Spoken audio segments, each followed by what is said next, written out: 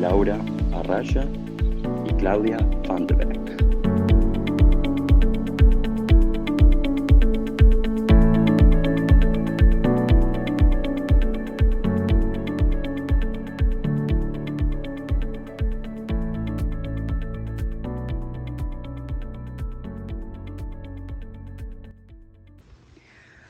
Muy buenos días, buenas tardes también para las personas que se encuentran por otro lado, que no sea en mi caso Sudamérica o Perú. Espero que se encuentren todos muy bien. Y bueno, primero que nada, pedirles disculpas a la gente que nos escucha a través de nuestro podcast, porque no pudimos hacerlo el día lunes. Mi compañera Claudia estuvo un poco delicada de salud, así que ya se encuentra bien. Y bueno, esta, digamos, edición un poquito avanzada va a ser para comentar todo lo que se vivió en el US Open, que tuvimos este último Grand Slam del año con sorpresas por el lado femenino, con la gran ganadora Coco Gauff coronándose como campeona del US Open, teniendo un verano muy bueno, un verano americano, ya que había ganado Washington, Cincinnati y justamente este tremendo torneo, a la actual número uno que sí le dolió perder en la final, Aryna Sabalenka. La verdad que bueno, vamos a comentar sobre eso, pero primero que nada le doy las buenas tardes, buenos días a mi compañera Claudia. ¿Cómo estás, Claudia? ¿Cómo te encuentras? Espero que mejor. Bueno, es un gran gusto volver a tener contacto contigo, Laura, y con la audiencia, aunque recuperándome de una gripe bastante grande y con mucha tos, que la verdad que no se iba y no había forma de controlarla. Ahora por lo menos puedo hablar durante unos minutos sin tener que toser, pero la verdad que fue una semana bastante desagradable en el tema de la salud, pero muy, muy interesante en el tema del US Open, porque vimos nacer a una estrella que es Coco Gauff o Coco Gauff, de acuerdo en qué idioma estemos hablando. Creo que es merecido el triunfo de ella, que la luchó muchísimo. Creo que a Sabalenka se le escapó, que tuvo menos plan y menos preparación que Coco Gauff, que encima tuvo el asesoramiento de Brad Gilbert, que fue realmente una decisión muy, muy buena en el momento justo, unas semanas antes del US Open, de haberlo contratado. Y bueno, ¿qué podemos decir de esa final que ha ganado Coco 2-6, 6-3, 6-2? ¿Cómo la viste tú, Laura? Primero que nada, quiero decir que bien merecido este triunfo de Coco. La vi físicamente muy bien, la vi también con mucha serenidad, tantos en todos sus partidos. Recordemos que Ostapenko le gana a Swiatek y yo pensé que iba a ser un partido duro, justamente con Ostapenko, pero Coco Gauff salió a jugar de una manera impecable. Y la final, yo te digo que en el tema del primer set vimos a una Sabalenka como estábamos acostumbrados a verlas, con su mismo tipo de juego. Ella más de 3 o 4 pelotas no te aguanta porque le pega tan fuerte y tan rápido que no sé si tiene la paciencia como para quedarse con 10 o 15 jugadas dentro del mismo punto. Después empezó a fallar un poco, yo diría que bastante, el segundo, y el tercer set igual. Comenzó también a hacer un poco más de doble faltas, que ya lo había recuperado, digamos, esa parte de su juego, muchos errores, pero yo la vi que Coco Gauff es increíble cómo le aguantaba y cómo también en los momentos precisos ella salía a buscar los puntos, ¿no? Y creo que esa fue la gran diferencia. Sabalenka, después de su partido, ella comentó de que después de haber ganado el primer set, como que comenzó a pensar mucho que de repente podía ganar, que estaba como número uno y este triunfo iba a ser algo que le iba a favorecer a ella, que iba a estar ante todo el mundo con este ranking nuevo de número uno del mundo y que le pesó. Y yo creo que realmente, si es verdad, no hay que sacarle mérito para nada a Coco Gauff, ella jugó contra ella misma, porque tampoco vi que haya mucho planteamiento en el juego de Sabalenka. le jugaba mucho a la derecha a Coco y la verdad que yo la vi muy, muy sólida, la vi muy bien y nuevamente el físico y el temperamento creo que fue una parte importantísima en el juego y cómo ha mejorado toda esa parte con la ayuda de Brad Gilbert. Sí, Laura, yo coincido en el análisis en que Sabalenka ha jugado contra ella misma y que su principal opositora es ella misma, porque cuando su saque viene con un alto porcentaje, ella se siente capaz de hacer los winners, la cantidad de winners, como hemos visto en el Abierto Australia. Es una jugadora que prácticamente no dependía de la contraria, que cada dos, tres pelotas hacía un winner, como si no existiera la contraria. En esta vuelta no supo tener esa paciencia después de la tercera, cuarta, quinta pelota, donde Coco Gauff realmente se movió muy bien, hasta me asombró verla patinar sobre la cancha dura, o sea que ha entrenado muy bien la movilidad sobre esa cancha, donde normalmente si tú tratas de patinar te quebras un tobillo. Se movió muy bien, la luchó muy bien, no dio ningún punto por perdido, por más sencillo que parecía, y Sabalenka hizo unos errores muy fáciles, con pelotas muy fáciles, simplemente porque mentalmente se sentía quebrada, esa era la palabra, se sentía que ya esas tres, cuatro pelotas no eran el arma principal. Y después está la presión, manejar la presión es muy difícil. La otra vez yo te comentaba fuera de micrófono que yo siempre viví también a lo largo de mi carrera que manejar el triunfo es mucho más difícil que el fracaso. Porque cuando la jugadora no le gana a nadie es muy sencillo. Tú empezás a trabajar bien y empezás a ganar. Pero cuando le estás ganando a todas las buenas jugadoras, mantener ese nivel y superar esa presión de que una tiene un buen ranking, eso es muy difícil, es mucho más difícil que subir. Y bueno, Sabalenka de número uno no supo manejar esa presión de número uno. Eso entre algunos de los análisis que estoy haciendo. Sí, Claudia, totalmente. Y es ahí donde entra pues el factor que hemos hablado muchísimo, la parte mental, la parte psicológica, pero también tener un esquema de juego, salir con una pauta, ¿no? De que, ok, si no me va por ahí, ¿por dónde voy? No, hay muchas cosas que va a tener que Sabalenka analizar, que estoy segura que sí lo va a analizar y sobre todo que esta derrota le ha costado mucho. La vimos muy quebrada a la hora de dar esas pequeñas palabras de, cuando recibes el premio, que yo creo que lo que uno más quiere hacer es terminar con eso e irse, ¿no? Pero bueno, son experiencias que te van a resultar positivas para más adelante, ¿no? Ahora vamos a ver cómo se desarrolla lo que queda del año con este ranking, que siempre es una presión, porque los ojos del mundo están ahí, y bueno, es la presión de lo que conlleva ser número uno del mundo, ¿no? Por otro lado, también hay que ver ahora, esperemos que Coco Gauff tenga un equipo que la sepa manejar bien, porque lo hemos hablado muchísimo cuando terminan estos torneos donde gana, que bien tenis americano, ha sido fantástico el triunfo de Coco Gauff, ganar el US Open en Nueva York, en tu país. Todo eso va a tener imagínate, una visión ante el mundo bárbaro, ¿no? Los sponsors van a querer empezar a tener contratos con ella, van a querer empezar a tener exhibiciones, diferentes tipos de apariciones, ¿no? Y eso, y ahí es donde siempre hemos hablado del entorno, que es muy importante que no tengas tantas cosas alrededor y que te puedas enfocar en tu tenis, ¿no? Se vienen torneos en lo que es en Asia, esta semana se está jugando Osaka, se está jugando San Diego, próximamente se va a jugar en México, entonces todavía quedan muchos torneos por delante y bueno, yo creo que no sé si es que se ha quitado Coco Gauff un peso de encima, pero sí sé que las miradas estaban en ella desde hacía un tiempo. Y una cosa que me sorprendió, que lo acabas tú de decir, es cómo resbalaba en la cancha de Lakeol, ¿no? Bueno, en cancha dura.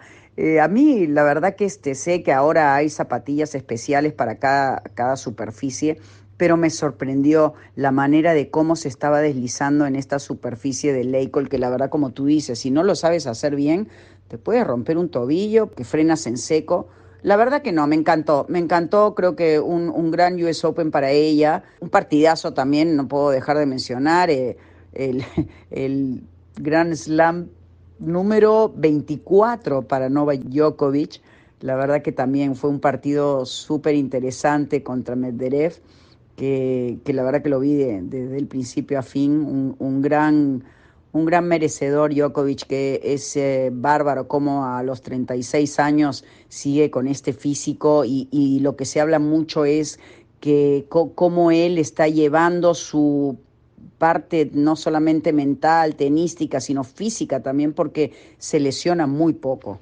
Sí, concuerdo contigo, Laura. Lo de Coco fue algo muy especial, pero me animo a decirte que si Sabalenka hubiera tenido un coach que fuese más estratega, como por ejemplo Carlos Rodríguez, quien fuera el coach de Justine Henin, un estratega puro, o muchos otros coaches que hay también que manejan muy bien esa parte de tener un plan y llevarlo a cabo. Eso en este momento fundamental para Sabalenka, que se ha basado en su saque, en su potencia, ha mejorado la técnica del saque con el biomecánico, eso lo hizo bien, pero ahora sería más un tema de estrategia y un tema de desarrollar un poco más su juego y no ir solamente por 3 pelotas, por los winners.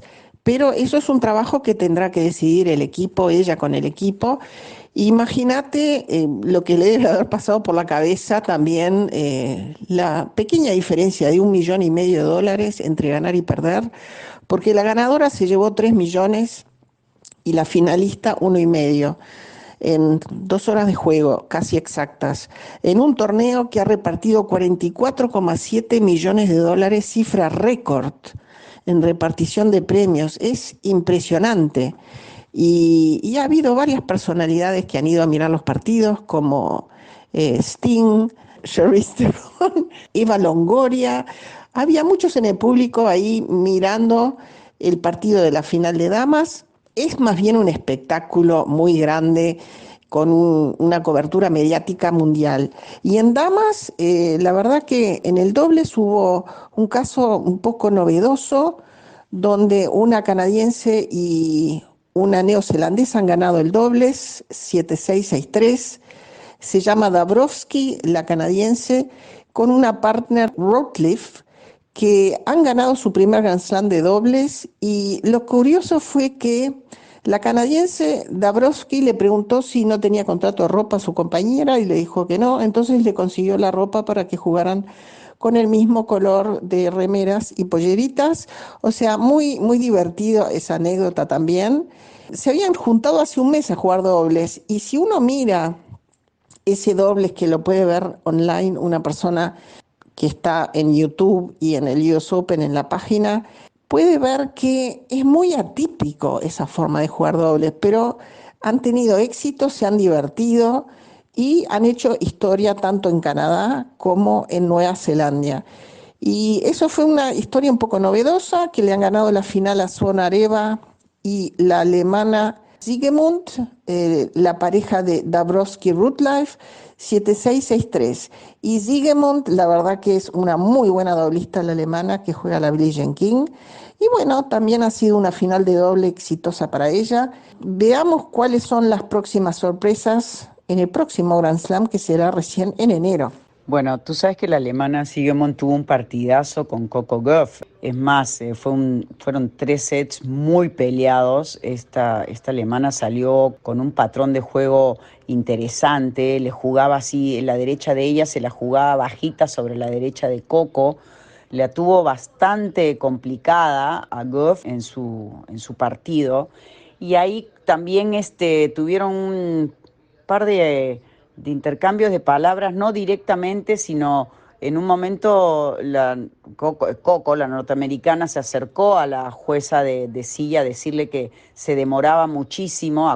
Recordemos que tienen estos 20, 25 segundos entre punto y punto, pero que prácticamente se tomaba un poco más y que no le decía nada o sea, la jueza no le daba esas advertencias. Le había dado una vez, pero no le seguía dando. Por otro lado, también la jugadora alemana agarró y dijo, bueno, parece que un game duró como casi 20, 25 minutos cuando ella sacaba, y sí, se tomaba un poquito más de tiempo, y se acercó y le dijo al árbitro, ¿no? De que estaban jugando un game tan largo, que bueno, que a veces sí se tomaba un poquito más de tiempo, pero que tenía que tener un poco de consideración al respecto. Al final sé que en conferencia de prensa la jugadora alemana estuvo bastante mortificada y molesta porque decía de que ella tuvo un comportamiento adecuado, que en ningún momento se puso contra del público, que tampoco tuvo malos gestos, al contrario, sobre todo porque sabía que jugaba con Coco Gauff, pero salió bastante mortificada y molesta. Pero bueno, llegó a las finales de dobles, o sea que dentro de todo puede haber sido un poco consuelo para ella. También las condiciones en Nueva York estuvieron, la verdad, que bastante duras. Los primeros días, la primera semana hizo un calor pero bárbaro. En el partido de Medvedev con Rublev, que jugaron alrededor del mediodía, llegaron casi a los 40 o 42 grados. A los dos se los veía realmente exhaustos. En partidos de mujeres también, en varias ocasiones cerraron el techo. Claro, mucha gente decía, sí, cierran el techo, pero para los jugadores que están en cancha central, pero ¿qué pasa con todos los otros que están afuera, en las canchas exteriores? Así que sí, también un poco de polémica por ese lado, ¿no? Pero sí, mucha lluvia también. Tuvieron que jugar la final de mujeres con techo cerrado, creo que si no me equivoco, la de hombres también. La verdad que tuvieron una variante de clima bárbaro entre el calor, viento, lluvia, cerrado el techo, abierto el techo. La verdad que sí, fue un US Open en que, bueno, el clima sabemos que está cambiando por todos lados del mundo, así que vamos a ver cómo se desarrolla el próximo Grand Slam, que será en enero en Australia, donde las temperaturas también llegan a a unos grados bárbaros, ¿no?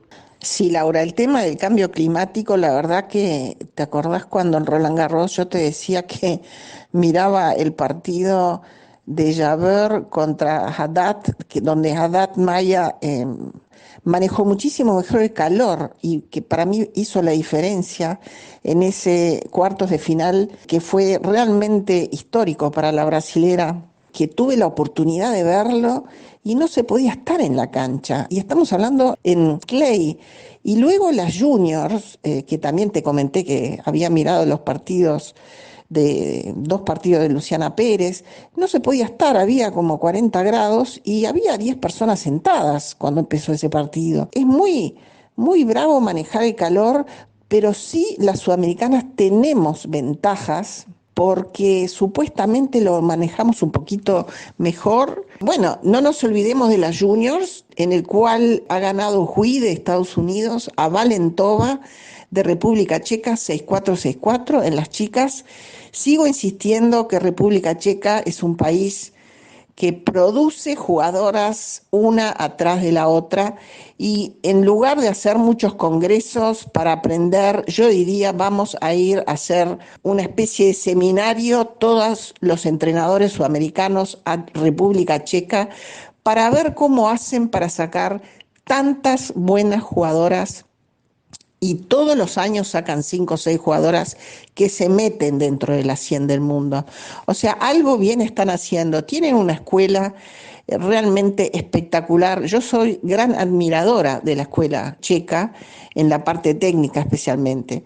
Y bueno, y en dobles de las juniors ganaron la rusa Gureva y Gae de Rumania, otra vez de los países ex cortina de hierro, otra vez una rumana en dobles en una final y una rusa, contra dos japonesas, ganaron en 2 sets. O sea que también hay todo un tema de mentalidad y hambre de ganar y esfuerzo en esos países que están alcanzando posiciones importantes, si nos podemos estudiar las estadísticas.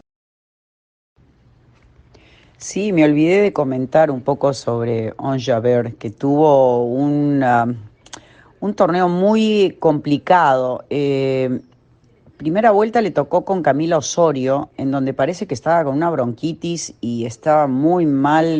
Decían de que estaba con fiebre, que no podía respirar, un poco de asma y todo. Igual jugó el partido, lo ganó.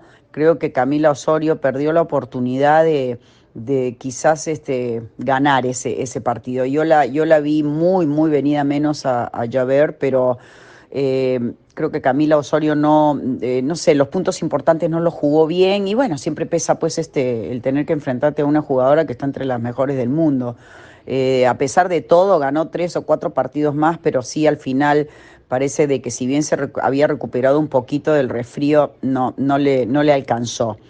Hablando sobre la escuela checa, bueno, hemos hablado muchísimo de Mukova, de Muchova, ¿no? Depende como siempre dices tú, ¿no? Depende de cómo lo pronuncies. Un tenis que me gusta mucho, la verdad que tiene una variedad en su juego, pero tampoco no le alcanzó mucho.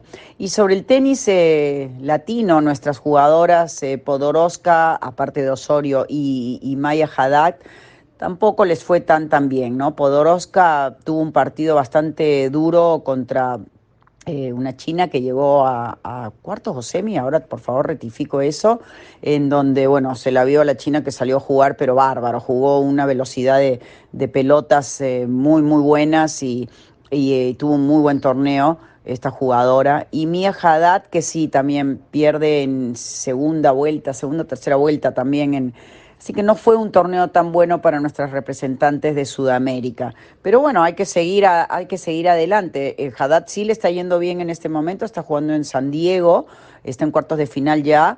Así que ojalá que sigamos adelante.